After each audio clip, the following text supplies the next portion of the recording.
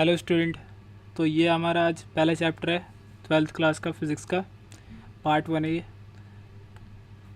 तो अब स्टार्ट करते हैं। ये चैप्टर सबके लिए है, सीबीएसई हो या कॉम्पिटिटिव एग्ज़ाम के लिए हो। इस पैरा से असर्शन रीज़न बन सकता है। जो जितने भी बच्चे होते हैं वो एनसीईआरटी पढ़ते नहीं है, तो आप यहाँ से समझ सकते हैं। देखिए, ये पार्ट नंबर हमारा 1 है। ऐसी बहुत सारी वीडियो आएंगी, जैसे 1.1 हो गया, वो 5 मिनट की कुछ वीडियो होंगी, उनको 2x पे देख लेना, 2 मिनट लगेगा ये सब। अब देखिए यहाँ पे चैप्टर का नाम क्या है, electric charge and field. Basically हमें क्या पढ़ना है, इसमें चार्ज के बारे में पढ़ना है। तो सबसे पहले इसमें इंट्रोडक्शन देख लेते हैं। इसमें क्या बोला गया कि the experience of seen spark और hearing a crackles when we take off our cloth, synthetic cloth और वूल। अब यहाँ पे हम क्या करते हैं, ड्राई वेदर में हम क्या करते हैं, अपने क्लॉथ वहाँ से खोलते हैं।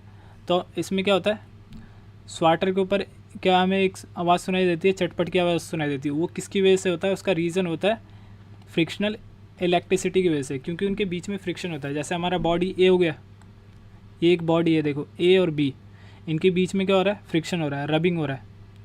तो इसमें क्या होता है, एक बॉडी से दूसरे बॉडी पे चार्ज जैसे ही ट्रांसफ़र होता है, तो इसमें क्या होता है, एक इलेक्ट्रिसिटी और एक लाइट जनरेट होती है यहाँ पे। समझ गए? इसी चीज़ को इलेक्ट्रिक डिस्चार्जिंग बोलते हैं। डिस्चार्जिंग देखो यहाँ पे लिखा हुआ है, discharging of electric charge through our body. इसी की वजह से क्या होता है, यहाँ पे हमें एक लाइट या चटपट की आवाज़ सुनाई देती है।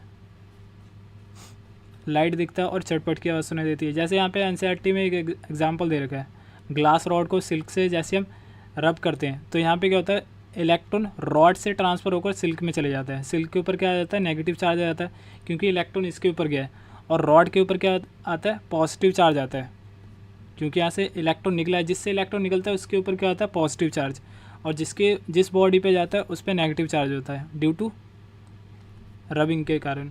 अब देखो यहाँ पे इक्वल और अपोजिट चार्ज जनरेट होते हैं। जैसे यहाँ पे एक इलेक्ट्रॉन गया तो +1 का इस पर चार्ज आ जाएगा और इस पर -1 का आ जाएगा।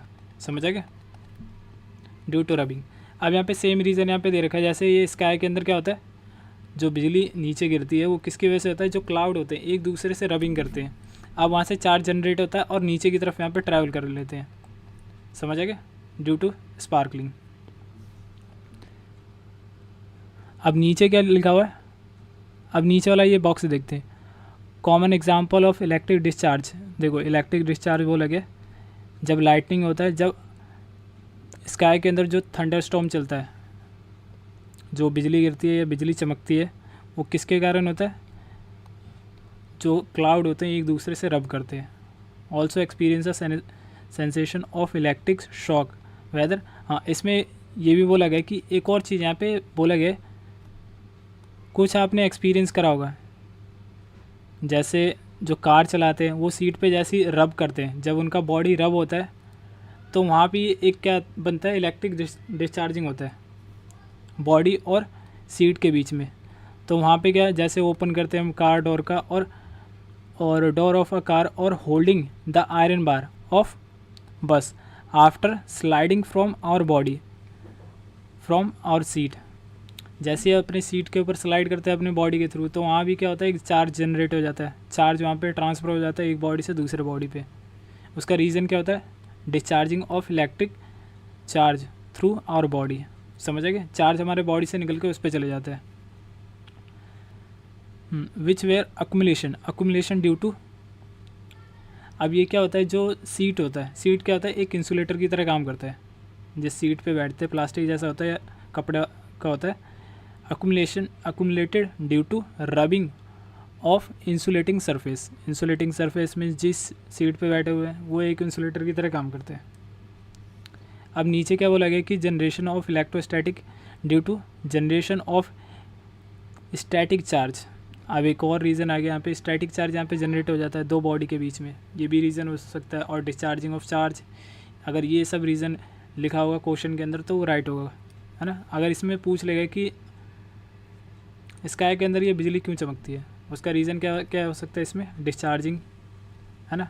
और यहाँ पे due to generation of static electricity.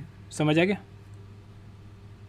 अब यहाँ पे कुछ प्रॉपर्टी लिखा हुआ है कि स्टैटिक मीन्स क्या होता है, रुका हुआ होता है ना। कोई भी अगर चार्ज रुका हुआ होता है टाइम के साथ, अपना पोजीशन चेंज नहीं करता, उसको क्या बोलते हैं, स्टैटिक चार्ज। यहाँ पे लिखा हुआ है, देख लेना यहाँ पे, electrostatic deal with the study of force field और potential arise due to from the static charge. जो रुका हुआ चार्ज होता है उसकी वजह से जितना भी फोर्स फील्ड हो गया, पोटेंशियल एनर्जी हो गया, वो सब इसमें पढ़ते हैं हम इस चैप्टर के अंदर।